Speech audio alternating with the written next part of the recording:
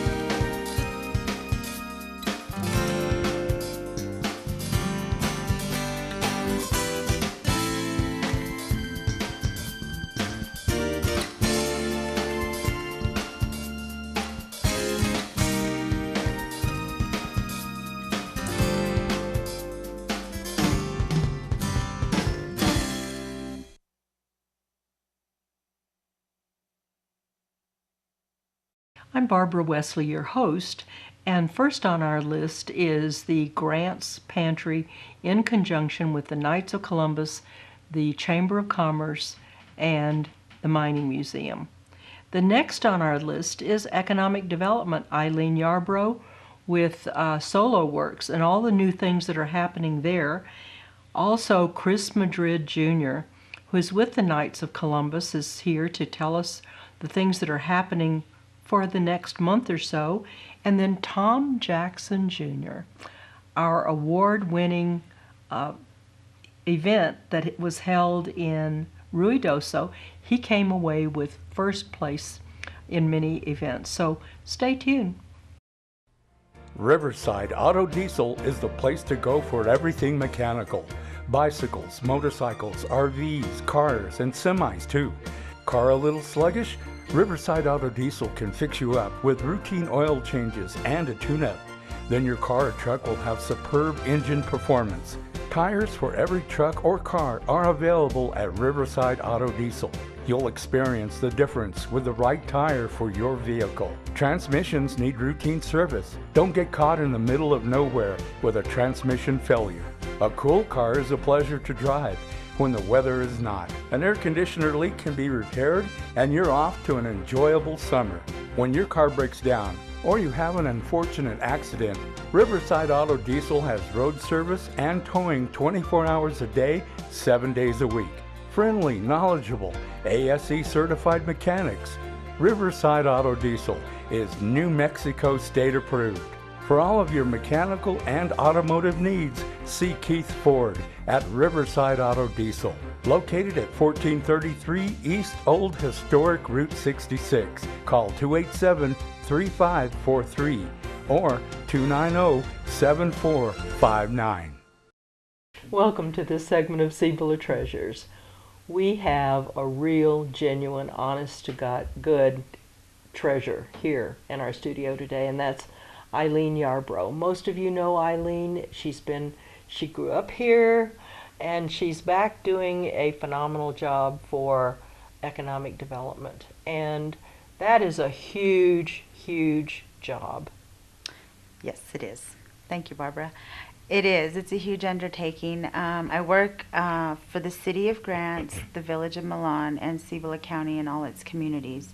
And I'm a one-person operation, but I have a board of 15 members that are very supportive in helping us try and find a way to create jobs here in Cibola County. Okay. And you've done that. Yes. Started Right. to. Yes. Right. Well, now there is a program. Let's talk about that program that you've established here. Sure. It's called Solo Works. It is a job creation program and an initiative that came out of the Jobs Council, the Interim Jobs Council 4 years ago, actually. And so now, fast forward 4 years later, it is one of the items that got piloted and it got piloted, and then appropriated funds by the legislature to continue the effort. So we were one of 2 communities that received state appropriation to create jobs post performance and be rewarded the incentive post performance. Okay. So how many people have gone through the program? So we've had 27 people actually graduate from the training program. We started out with 94. We went down to approximately 50 in classes. Then we graduated 27, and then we've placed 11, and we currently have 5 working. Okay. Now, there have been some phenomenal results for this, because a single parent can work from home, or even a Correct. non-single parent can work Right. from home, Yeah. provided they have the necessary equipment to work Correct. from The home. necessary computer equipment and the necessary connectivity for internet. Right. Mhm. If they can't do that, where do they work from? If they don't have the sufficient equipment and connectivity, they can work from a co-working space, which we call the Solo Work Center. Our current and temporary location is at NMSU Grants on the 2nd floor in the Joseph Fidel Activity Center. And so that's where you receive the training, that's where you put in your applications, and if you need a place to work, you nest there for 1 month after you've completed the training, you get your job, you work there for a month, and then you can either go work from home after that month, or you can rent space in the center and work there. Okay, very good. You even had someone, as I recall, that went through the training, had to make an unexpected move to Texas, and she got a job through the same sponsoring organization right away. Yeah, she was, I believe, in our 3rd class. Her name, anyway, she was in our 3rd class and finished the training, completed the training, but she moved to California. Oh, California And she, instead. we found out that she took that skill and that training with her, and all of the information that she had from her class. She got the sufficient equipment and connectivity, and contacted Digital Works through online, and got a job with Concentrix doing Apple support in California, which is great. We're very excited for her. It just goes to show that, people, that is the wave of the future now. People not necessarily working in office buildings, but them being able to work remotely, still accomplishing the same amount of work, but for the business, it's not a large overhead cost anymore to support a building and everything that goes Sure. with it.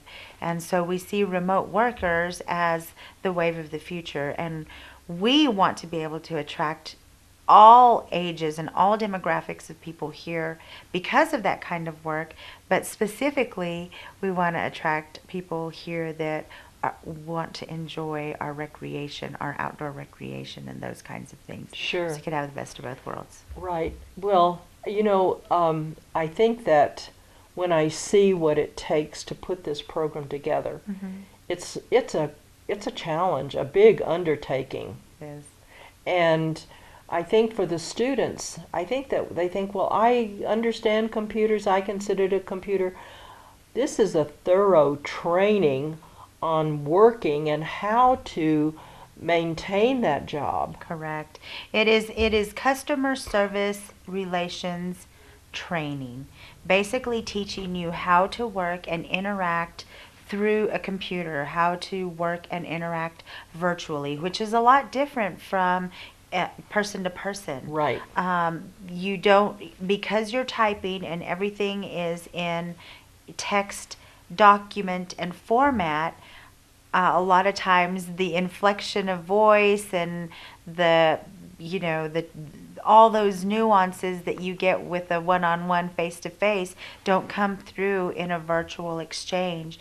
And so that is part of the training, is to make sure that if you're on the phone with somebody, they're only hearing your voice, but you want them to hear in your voice that you're receptive and warm and open to help them. And then if you're working through email, you want to make sure that whatever you're typing is perceived and received appropriately, we know that we don't type in all caps because that's yelling Right, in internet, email language and stuff. So those kinds of things. Teaching a person how to interact virtually and in every way except for face to face. And there are some, different and creative ways to learn how to be able to do that kind of job.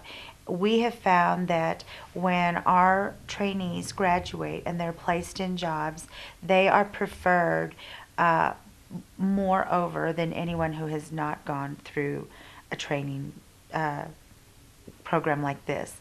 A fine example is there was a man from our program that was hired. He was one of 10 that was hired. And within 2 weeks, I want to say it was less, but I know within 2 weeks, he was the only one left working out of those 10, and the employer loved him because he had that training and he knew how to handle the customer appropriately and didn't have the frustration of needing to figure out how to do that type of interaction, whether it be virtually or on the phone. So it's very valuable training to learn and understand how to do that kind of job.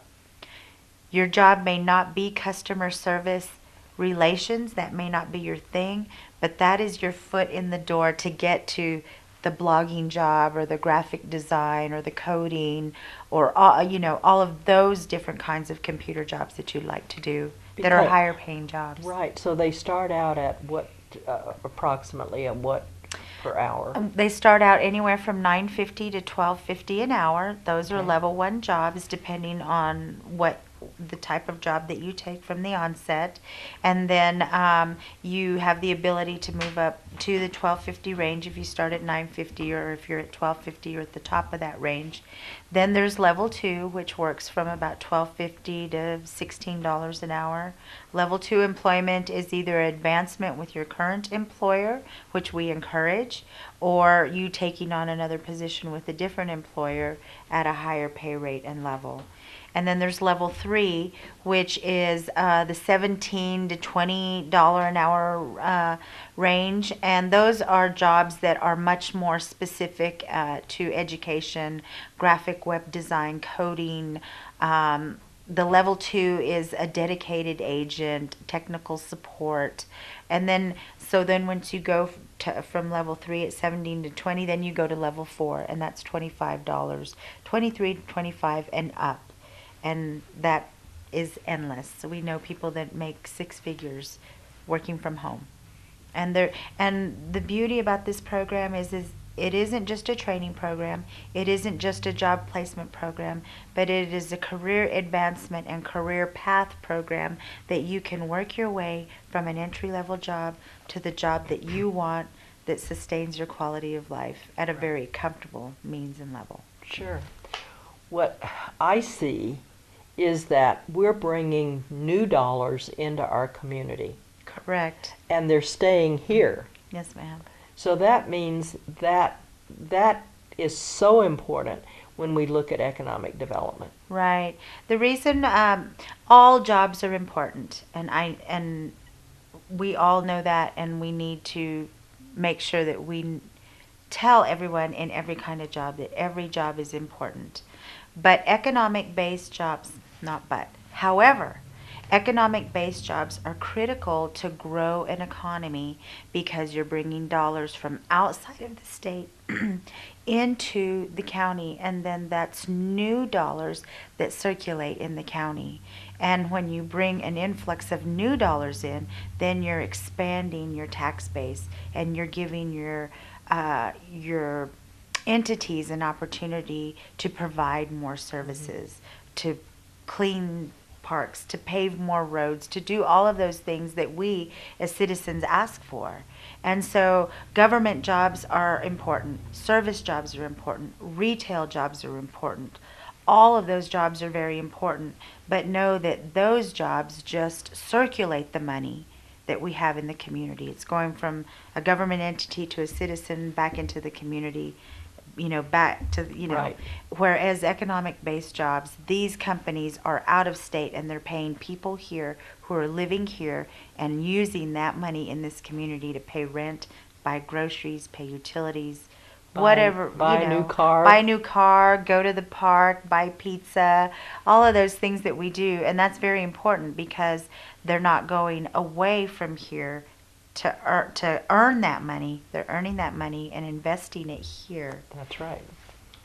Well, I think it's a phenomenal program. Thank Having observed some of the training, and right now, I know that your manager there had left because of a family illness or need, and so have you replaced that person?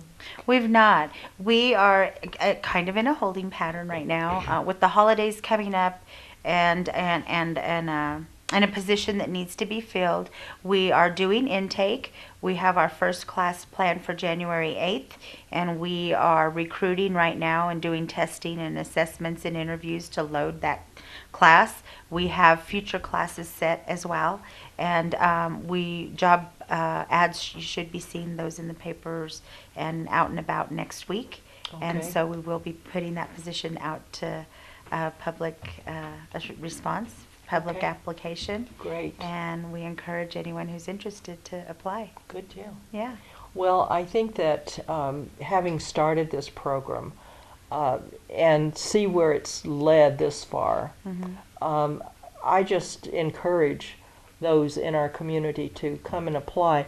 Now, the assessment part, you weed out. I hate to use that word, weed out, but those that are not going to succeed in this job, you have a process to only take those that you know will be successful. Correct. Well, it's a series of assessments and interviews and paperwork, intake that we go through to make sure that the person that is going to sit for the training has the aptitude, the attitude, and the abilities to complete and become placed in a job. Right. Because that's really critical. If you get the wrong person in there, they're not going to have the results that they're wanting. Right. And you're not going to have the results that you expect. Correct. So our objective is to place somebody in a job and for them to continually be employed. In order for us to receive the incentive from the state, they have to take that job and work in that job for a certain period of time. But our interest is to keep people employed ongoing. that's So, right. It is. yeah. Well, so let's be looking for that application for the new manager. And that's a big job too, as you well know. Yeah. And so that will be going out to the community just shortly. And if you're interested, you need to apply. There are so many things that you're doing with economic development that we cannot discuss here Correct. because of confidentiality. Right. And so I've heard, well, what does economic development do? Well, they do so much, but it's all in confidence. And so we need to maintain that if we're going to have the integrity with those companies that we're wanting to bring into our community. Correct.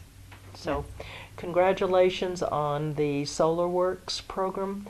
And if you're interested in that management position, or if you're wanting to be in this next class, you just need to contact Eileen Yarbrough. And Eileen, give them your telephone number. 287-6685 or 287-6670 at the center.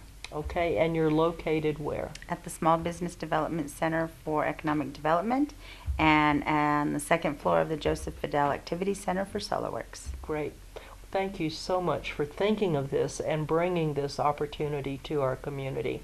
Thank you, Barbara. Appreciate You're welcome. And thank you for tuning in to this segment of Cibola Treasures. Hungry? It's El Cafecito. Red or green? Can't make up your mind? Then try the Christmas burrito at El Cafecito.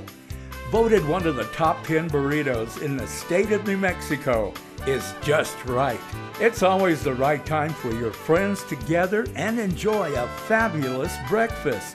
Get your chili fix for lunch at El Cafecito. Dinner is always special at El Cafecito.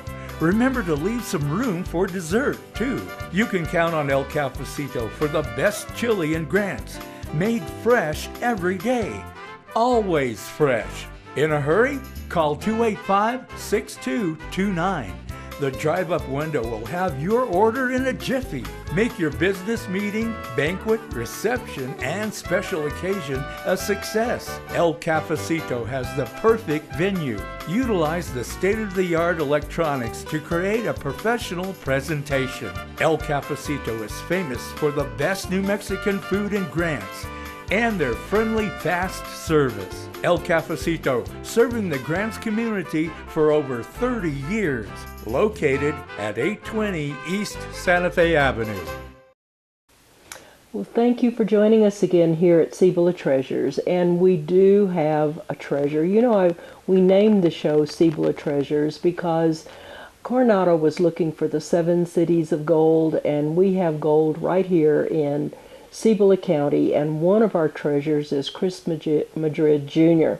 We welcome you to Cibola Treasures. Thank you. Thank you for having me. And what is your role in our community, Chris? Currently, I am the district deputy with the Knights of Columbus, and I just do a lot of charity work around everywhere we can, pretty much. So we do a lot for the community. Good. Well, when was the Knights of Columbus originally established?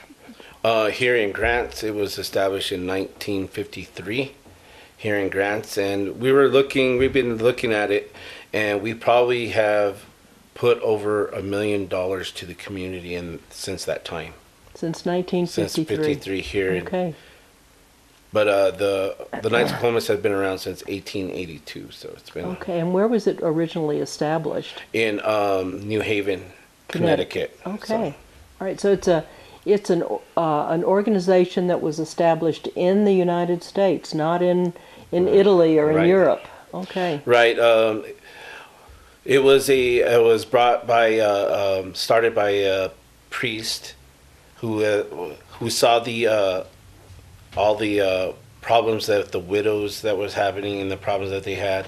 So he brought in the active members of his church and brought them together and said, we need to do something for these widows that they, back then, you can imagine in 1882, women didn't work. They were taking care of the home, and when the breadwinner was gone, they were really left with nothing. So that's what he did. He grabbed the active members of his church and brought them together in there at St. Mary's Cathedral there in New Haven, Connecticut. Okay. Well, that reminds me, I had the privilege, and I know that women are not supposed to go into those places, but I was invited in to one of the moradas.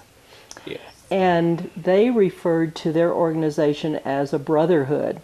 That's similar to what you have, isn't it? Right, exactly. And we do refer to each other as brother knight, and Okay.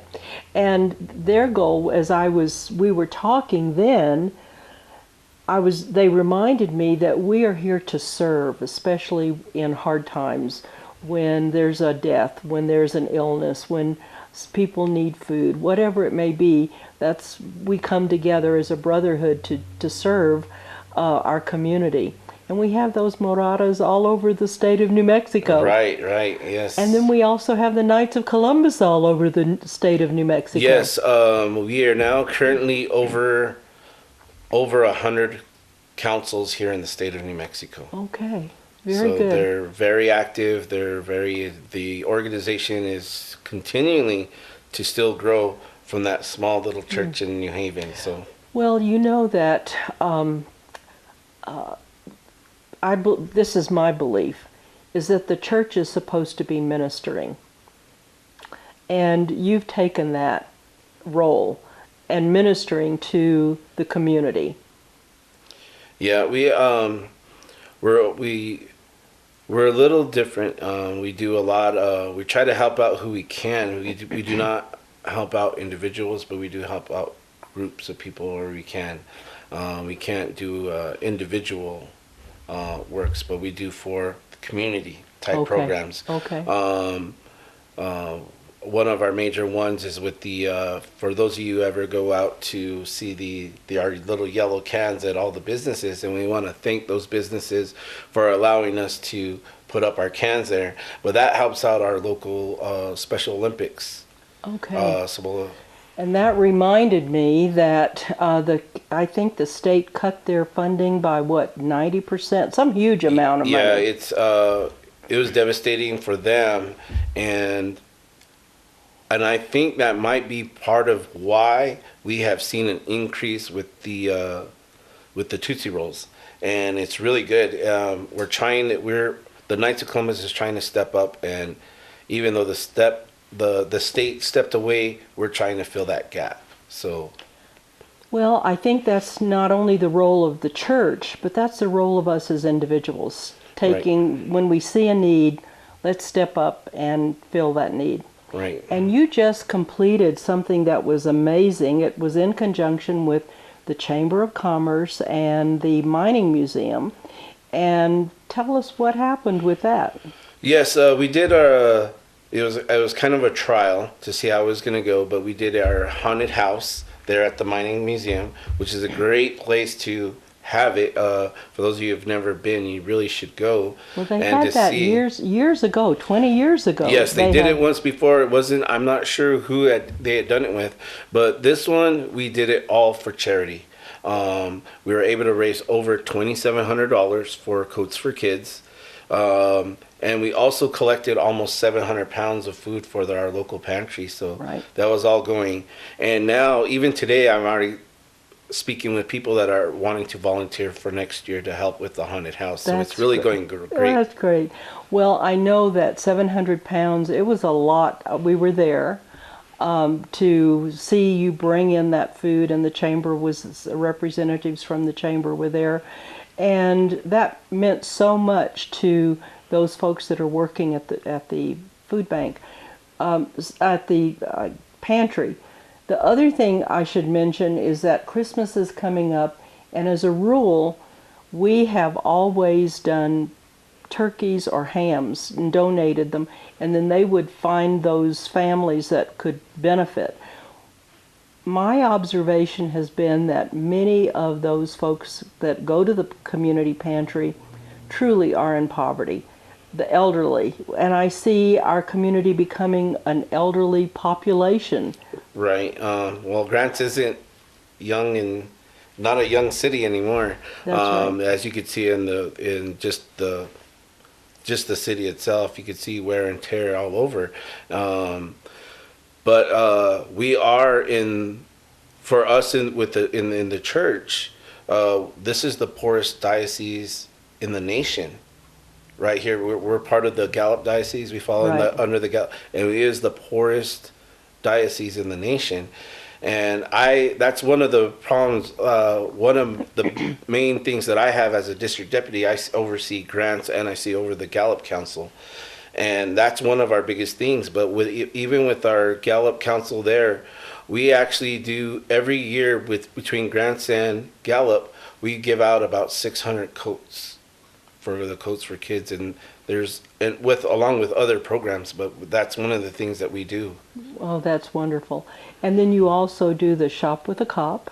Correct, and we got that coming up. That'll be on December 13th, and that'll be at the Cibola Columbus Club down, which most people know that as the Knights of Columbus Hall, but it is the Cibola Columbus Club, and that'll be on December 13th, and the Knights of Columbus will be feeding all the kids and the police officers and all that. No charge at all, always. Oh, that's marvelous. You know, we have been to the Shop with a Cop. And one of the things that impressed me about these youngsters is that they had such a giving, instead of saying, I want, I saw them saying, I want to do this for my grandma, or I want to do this for my sister, or I want this for my little brother. It was not a selfish thing. These youngsters that could have compared themselves to those that more prosperous youngsters saying, well, I want to have what they have. Instead, there was this giving. And so your role model in giving to them passes that on down to another generation. And I think that's kind of with people in general. A lot of people want to do something, but they just don't have the means. And when they get the means, they want to do something. And I see a lot of those that are like recently retired, or they get tired of being retired because they hate being around the house. Well, come by, see me, I'll get you busy. I do so much. I do about 40 hours a week now just for charity or coming up with ideas and stuff. But I'm just one fiber in the community. And that's why I like with the Knights of Columbus, because we come together and I'm no longer one fiber. Now we're a cable. Right. And now we you can get a lot more work done with a cable than you can with a fiber. That's right. So that's one of the things. And people are recently retired and want to just come and help out. There's plenty of opportunities. The Chamber, they have a lot of opportunities. Main Street, there's a lot of good organizations out there. Just find one and find where you fit in. That's right, absolutely. And let's look at some dates and things that are coming up, because the day for the Shop with a Cop is December 13th. Correct. I think that's the last day of school, isn't it? I believe it's the 15th. Okay, so it's that week. This is the December 13th, a Wednesday, and that's when they're going to be doing it. And I think school, their last day is the 15th. On that Friday. Okay. So it's right before the Christmas break. Okay, and then you've got another canned food drive. Right. What we're trying to do is we did it last year. It was my last year as grad night for the local council, and I came up with a business challenge to challenge out with the others. And I hope that some business owners, or if you work and you want to get your business in, but what I did was a can drive challenge for small businesses for 10 employees or less. Then I had a medium business of 11 to 20, and then I had large business for over 20 if you have over 20 employees. And of those businesses that participate, whoever collected the most cans, we would pay for a pizza party for your business. So it was kind of that, made it fun. It made a little bit of a thing. So we're trying to renew that again this year. And people are competitive. Right, exactly. And it's fun. And I'm glad that our new grad night, Daniel Sanchez, is going to continue this program. Okay. So it looks like it's going to be good. It's going to be fun. We also put out the challenge to the schools. We like to see the schools, and for that class that collects the most, we would be willing to throw a pizza party for that class in your school who collects the most. So all they have to do is get in touch with us and let us know. The food drive challenge will begin coming up on November 15th will be the start date, and we'll collect on December 14th, which is a Thursday. And we'll probably be getting with the our local fire department who went last year and helped us pick up because it's a lot of food. It's a lot of food. I want to say we had at least 7 truckloads. So, and we're hoping to do that even more this year. So. Well, I know the pantry has been so grateful for what you have done for them. I serve on their board, and we're a poor nonprofit organization, and we depend on the donations, just like you depend on donations. And right now, there's some real needs at the pantry, not only for food, but for contributions and money as well. So keep that in mind as you look at the end of the year and you want to give. But also look at the Knights of Columbus and see how you can give to them so that they can give to others, whether it's volunteering, whatever their need might, because you have a need. Right, we always have a need, and there's just so many programs that we have. It's amazing. A lot of people are astonished when they really lay it out. But we probably help out in we're probably close to 50 programs that we deal with, and and it's amazing, all the way from veteran programs to where we help pay with the military chaplains. We help pay for their schooling for military chaplains. There's just different things. In fact, just yesterday we had our meeting last night, and the Brother Knights, they all donated from their pockets to help out with a VA program that I actually attend also. and the retreat is this coming Monday, and the cost is $22 per veteran, and a lot of those veterans don't have the funds. So, but once I brought it up to the meeting, I had people handing over money to pay for those veterans that Wonderful. couldn't have to it. So there's a lot of. So we've taken you up through the end of the year. We need to get you back at the first of the year to talk about those things that you're going to be doing the first of the year. Now, how can someone reach you, Chris, because we're out of time? Okay, my number is 240-1237-505 is the area code, of course. And if I'm not in the meeting or something, you can always leave me a voicemail. I always will get back with you. But I am retired, so this basically is my hobby now, is charity work. So. Okay, wonderful. We'll keep up the good work. Well, thank you. You're welcome. And it's been a pleasure to see and hear what your organization is doing for our community. And I want to thank all the Knights for doing what they do, because it's because of them is what we are today. Good. So, thanks. And thank you for this, because we are what we are because of you. So thank you for tuning in. Drownings are a leading cause of death for young children. Make sure kids learn how to swim. Always watch them in and around water and properly fence all pools. Simple steps save lives. To learn some new ones, visit poolsafely.gov. Welcome to this segment of Cibola Treasures.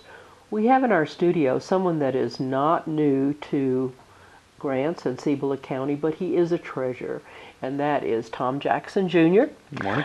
Good morning. How are you this morning? I'm doing good. You? I'm doing well, thank you. And there's some things that you do that you've been involved in for a number of years that I don't know that our audience really knows what you're up to, and it's not mischief either. not always. A little bit in there, yeah. One thing we do is competitive chuck wagon cooking and catering. And we just got back from Rio Doso about 2 weeks ago. And that's the world's richest chuck wagon cook-off. And that's with the Lincoln County Cowboy Symposium down there. And we've been competing there since 2010, I believe. So it's like our 7th year there. Okay. And it's a great event. It's real big. They get people from all over the world there. And then it's the same weekend, I think, as the last weekend of the Balloon Fiesta. So they get a lot of people that go to the Balloon Fiesta that come down there. Because we saw people from Germany and Denmark, and they had a film crew there. I think they had a film crew there that was from Japan this year. Okay. And I think last year they had one that was like from Sweden. They were like a film crew. They film it and do stuff. Well, you know what we need to do is put it on our agenda so we can go down and bring that back to our community. Yeah, it's a great event if you could do that. Right. That would be fantastic. The problem is, you have to stay. What is that hotel in Cloudcroft? But you're in Ruidoso. We're in Ruidoso, yeah. Ruidoso. So you got hotels there. There's quite a few. You got to book early still because they'll book up for that. But if you get in a few months early, you can get a hotel room. Okay, Yeah. very good. But one of the things that impressed me, and let's talk about your chuck wagon. Okay. Because it's an authentic, real, honest to goodness chuck wagon. Right. It was an old farm wagon that I restored and we turned into a chuck wagon. Okay. Yeah. And you got everything there. Yeah, like when you do these competitions, they actually give you a list of things, and you have to have these things on your chuck wagon. So it has to have the bows for the cover. You have to have a chuck box. You have to have a tongue, and everything has to be functional. They actually judge the wagons when we go to those competitions. You have to have a coffee grinder, an axe, so much rope, and they just give you a whole list of stuff. So it's completely outfitted, just like it would have been in the late 1800s, early 1900s when we were doing these cattle drives. So when you say they judge them, how do you fall into the bracket when your chuck wagon is judged? Well, you know what? Mine, I restored it. So I completely, it was an older wagon, and somebody had replaced the box on it years ago. The running gear's all original, but they replaced the box. It was probably, the wood was probably rotted out. And they used hex nuts on it. And that's one of the things they judge too, is if it's got the square nuts versus the hex nuts.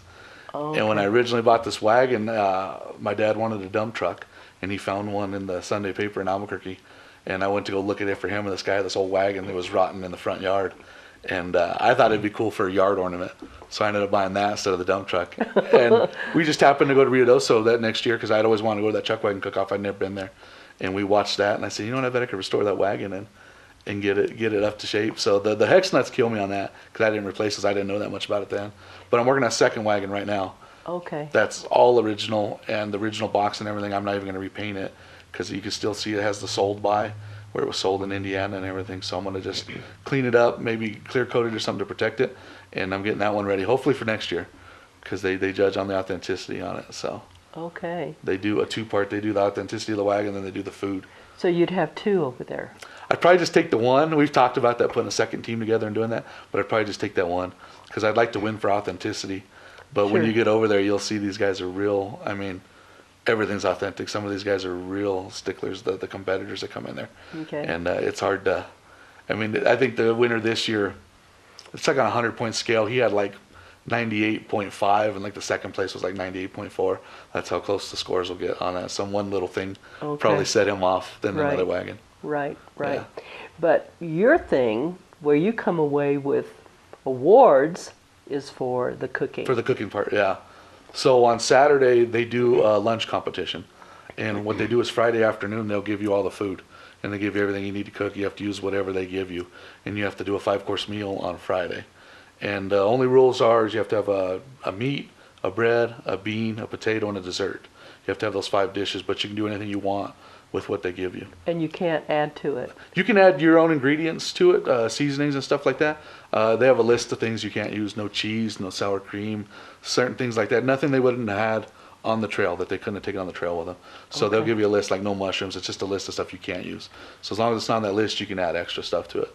Okay. But they give you the meat and the potatoes and the eggs and the fruits. The dessert's the big thing because every year they give you a different kind of fruit, and you don't know what it is till that night. So like one year it was dried apricots. This year it was canned peaches. So you kind of got to figure out what they give you, and then kind of plan your menu from there. Okay. Yeah. All right. So and we did good this year. We did. We did a first place for bread, which I was real proud of because I always do the biscuits. I make the biscuits, but I've been my nephew JT's been going with us since he was 7 years old, and so he's been going with us since the first one we've gone to, and he's 15 this year. And I handed it over completely to him. He was helping me every year, and I handed it over to him completely. He did the biscuits, and he got first place his first year doing it. I was very proud of him. How And that's about amazing, a that? 15-year-old kid. Right. And some of these people have been doing it for 25, 30 years, so I was Sure. proud of him. And then we got a second place for beans, and then a third place for potatoes. And then on Saturday, they do an overall score, and we placed third place overall on Saturday, which is pretty good. We're proud of that. And so how many competitors are there? You know what? They actually scaled it back this year. Last year, I think they had up to 27 wagons. They just left it open, and they scaled it back to 18. They're only going to allow 18 every year. It's just, I guess it got too big, and they were having trouble just keeping up with us. So they had 18 wagons this year. Okay. And I heard that's what they're going to limit it to now from every year, just 18. Okay. All And right. then Sunday, they do a biscuits and gravy competition. And the past 5 years, we've placed second once, and then fourth place, first place for the past 4 years. So we won first place again with that. We've done first place the last 4 years and then second place once. Okay. So we're what proud are of that. And so they provide you. So, can you give away your secret on your gravy at all? I can't give it away. We do a sausage gravy, Okay. and then the biscuits again. I let my nephew do the biscuits again in the morning. So they judge. You have to serve a full breakfast for everyone. So we usually do like eggs, potatoes, bacon, and then biscuits and gravy. But the only thing the judges judge that morning is the biscuits and gravy. So they take them and judge that. And so we did real good. We were proud of that. So Okay. 4 So years. when they see you coming, they say, "This is the guy we've got to beat." Yeah, and they actually changed it this year too. They changed a few things this year. Usually they do first place through fourth place on the biscuits and gravy also. And this year what they did is just a grand champion, whoever had the overall points went like a winner take all thing. So I was kind of nervous on that one too when they said that this year. So you said you do sausage gravy. We do sausage gravy. So can you bring your own sausage, or We again? bring our own sausage. Yeah. Okay. On the breakfast you buy all your own ingredients for that okay. one. They do that. Okay. And and you could do whatever kind of gravy you want. It's just biscuits and gravy. Some people just do a cream gravy. One year, the one year we took the second place, the guy put, it looked pink, so I think he put like a salsa in it. And because it had like a chili, so I think he put some chili in it. And I think that it was just something different, so he won with that one. Okay. So, but we just do a traditional sausage gravy. Okay. Golly gee.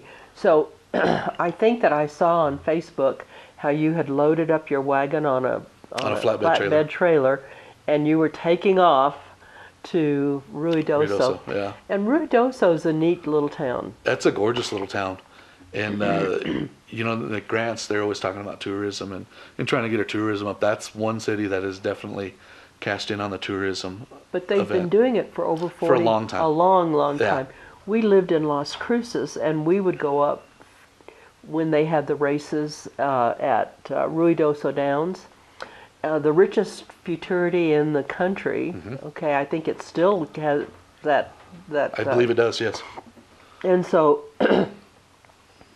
but to walk down their main street, you've got all kinds of shops. I mean, whatever. And what draws these people? They come from Texas, and they've got Lot that of people from money. Texas. They've got the money to spend in Ruidoso, and they have really capitalized on bringing those Texans into Ruidoso. Right. I was wondering that this year because you'll see the license plates, of course, but a lot of these competitors come from Texas too for these chuck wagons. Right. And when I talked to people after breakfast stuff for the people that eat at our wagon and stuff, I'd say like 90% of the people were from Texas. It seemed like from there, and I was wondering that. But Ruidoso's real. It's like a little mountain community. There's lots of cabins you can rent. They got a little river runs right through town. Right. And yeah, that Main Street, all the old buildings are fixed up. I don't think there's an empty building on Main Street. I mean, there's something in every building. That's right. And then, of course, in the winter, see, that's the summer Right. and fall. But then in the winter, they've got these ski shops that rent skis and all the stuff to go skiing. Yeah. There at, what's the mountain called? I forget the whole. It changed its name to an Indian name. I can't recall what it's I called. can't remember what it is either, honestly. But yeah, in the wintertime, they cash in on the skiing. And the same thing, the shops. And lots of resorts. They have a couple of casinos. And Right. what's the big, Inn of the Mountain Gods. Right. That one's a really nice one. They got a lake there. And they do fishing. They got a ski lift right there. They do skeet shooting. I mean, they really cashed in on it. And horseback riding. Horseback riding. Yeah, They've there's got- lots of stuff there. Well, I know that I lived in Las Cruces, and some of my friends would fish. We'd leave Las Cruces about 6 o'clock in the morning, get to Ruidoso about 7. By 8 o'clock, we had all the fish we wanted because they would stock the lake, Yeah. and we'd head back home with our fish. But it's and then they also rent boats that you can just rowboats get out on the lake. But it's a beautiful resort, and the food there, they've got a chef that they did. I haven't been to Ruidoso in a long time, but or the Inn of the Mountain Gods. But they really have good, excellent cuisine. Yeah, they got a real nice restaurant there, and they do like bananas fostered. I've been there too. That chef, I know what you're talking about, and they do. It's a 5-star restaurant there. Right. Yeah, But Ruidoso has capitalized on that, and I'm saying Grants could be capitalizing on stuff because, yes, they've got the Apaches there. It is Apache. They are Apaches, right?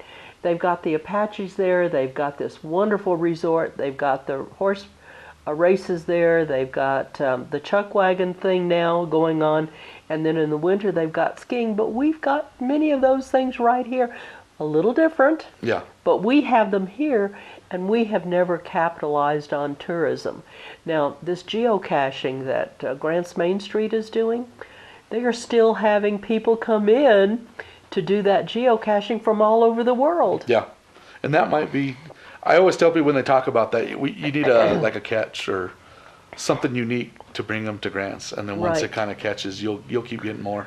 Deming has the duck races, Right. and they used to get a huge crowd. I haven't been doing years, but that was just. I mean, they got people from everywhere. It was just something unique and different. Right, And that's right. kind of what Grants just needs to find, that one thing. Have you seen the duck races in Deming? Oh, we used to live in Las Cruces. I used to compete them. We had ducks, and we used to race them in the duck races. Yeah, my aunt used to rent ducks. Did She lived she? in Deming. They would rent ducks to people. Well, I've been there, and I thought, I don't know how do you get ducks to race? And when the first time I went to see the duck races, it was amazing for me to see that too. When they get on top of the. Right? Yeah, But people, I guess, train them to do it? yeah. They train them. We set up a little thing in our backyard, and we trained them. My dad would tell us how to train them and stuff. And it's fun and it's different, like I said. Sure. And then they do that duck contest where they do the costume. They dress up as a duck and do a different theme. Right. And my mom did that one year. She was Elvis the Duck. And my aunt won it one year with Liberty Duck. She like the Liberty Statue of Liberty, And they used to give like a trip to Hawaii and stuff away for that. That was a big draw too. Right, right. Well, we have so much here in our community there's so much in the mill right now with our community.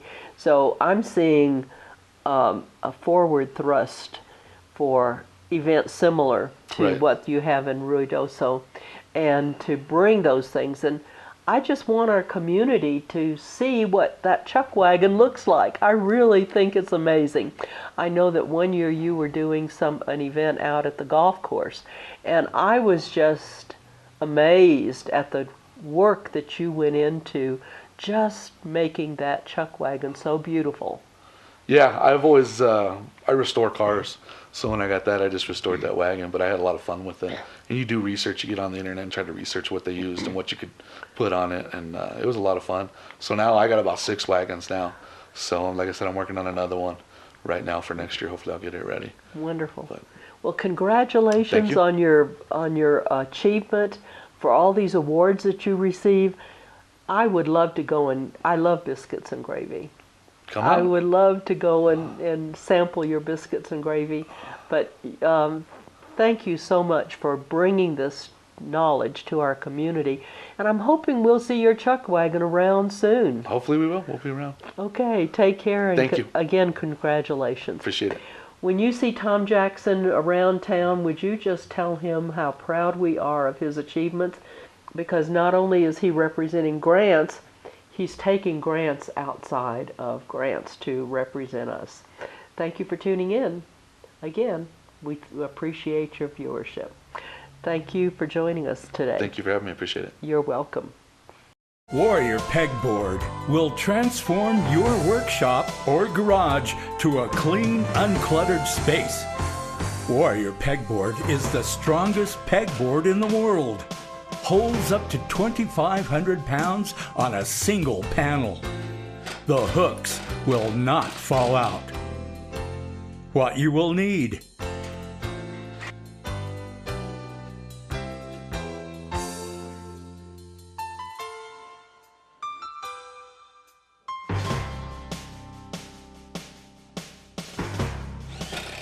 select the size, anchor to a stud, admire your handiwork.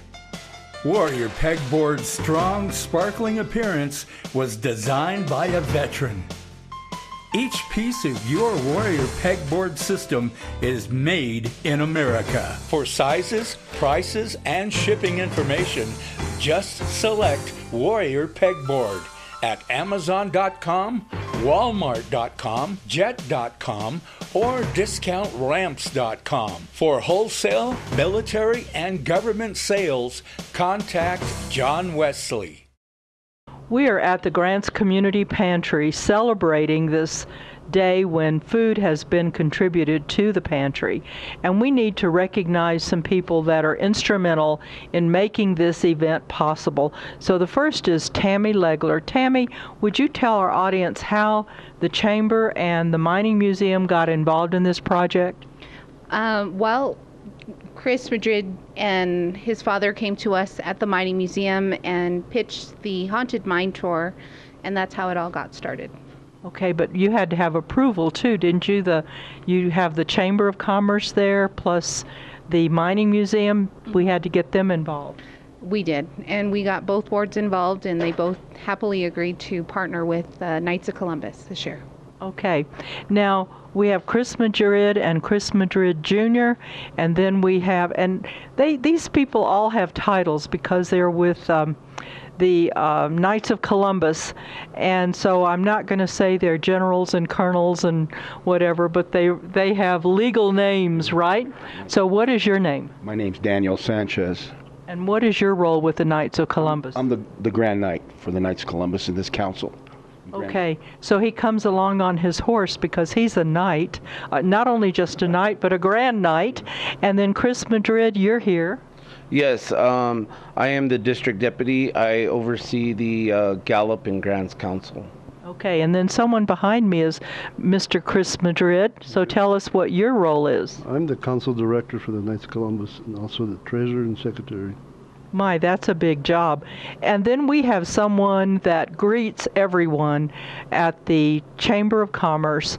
taking tours, and you had how many youngsters and families come through the haunted house? We had over 800 people came through. So it's really neat. Right, it was. Well, Jack, people take your tours and they are so impressed with what you do and what your knowledge. Of course, you've worked in the mines for years, but there are people that might just go through and just kind of discard it, but you really tell them all the interesting things, the exciting things that happened at the mining museum. And how long have you been doing that? I've been doing that about 8 years now. Okay. Just volunteering. Right. And you know, I have said, other people have heard me say this over and over and over and over. A strong community is a volunteering community. And when we have volunteers that are supporting organizations like the Knights of Columbus, you have volunteers. We have volunteers at the Chamber of Commerce. We have volunteers at the Mining Museum. And this all makes our community strong. I want to really recognize all of you for what you have done for the Grants Community Pantry. And how many pounds did we bring in? It's about 1,000 pounds, I think. Was it? 600? Almost 700. Almost 700 pounds of food. 700 pounds of food, and it is loaded. I mean, this pallet behind us is just loaded down with all of these things. So we just want to thank all of you, the Knights of Columbus, the Chamber of Commerce, the Mining Museum. We want to thank all of you for making this event possible. We do have, I've said this before, we have an aging population here in Grants, and many of them are on fixed incomes. So this makes the difference that they can have good, healthy food. I need to say one other thing. We also got money coming in, about $2,700, over $2,700, and that goes for the coach for kids in Grants area. So that's going to buy a lot of coats for the kids this year. Well, that's commendable too, and that's all part of this haunted house event. Is that correct? That is correct. Okay. Yes. Tammy's the one that done it, her and Chris. Yes. Chris. They're the one that started it and got it going good and finished it. Okay. Well, you know, KRQE does the coats for kids, and I've been thinking for years we needed to have something like that in Grants. And you've stepped up to the plate, and you've done it, and you've made it happen. Yes, we have, and I would like to thank Chris and the Knights of Columbus for working with us to help our community, and I'll let Chris say a few words about Coats for Kids and how it works. Yeah, with the Coats for Kids, it's a program that we have here. Over the last few years, we've donated a couple hundred of coats this year. This year, we're probably going to look around 300 to 400 coats. So it's a good, and I want to thank everybody in the community for coming out to the haunted house and participating and donating your canned good. So thank you. Well, I want to thank each one of you for making our community wonderful and for meeting the needs in our community. Thank you so much. We want to thank you, our audience, for tuning in to this segment of Cibola Treasures. Today, Eric Almirola behind the wheel in that 43 car. We all have a role to play here at Richard Petty Motorsports. We respect each other, work hard, and that helped us get the big win in Daytona. My partners in the U.S. Air Force also know that it takes a team to make each mission a success. Your coworkers, family, and friends are your team. Treat them with respect, and together you can accomplish great things. This message is brought to you by the U.S. Air Force. As I said, this is our Thanksgiving special program. And, you know, we always ask, well, what are you thankful for? And I'm thinking family comes first. But, you know, we say that in a general way. I've been thinking about how each of my children have blessed me far beyond what I deserve. And I am so grateful for each one of them and how they have contributed to my life. We want to thank you, our audience, for tuning in to this edition of Cibola Treasures and how you have contributed to Seven Cities Productions.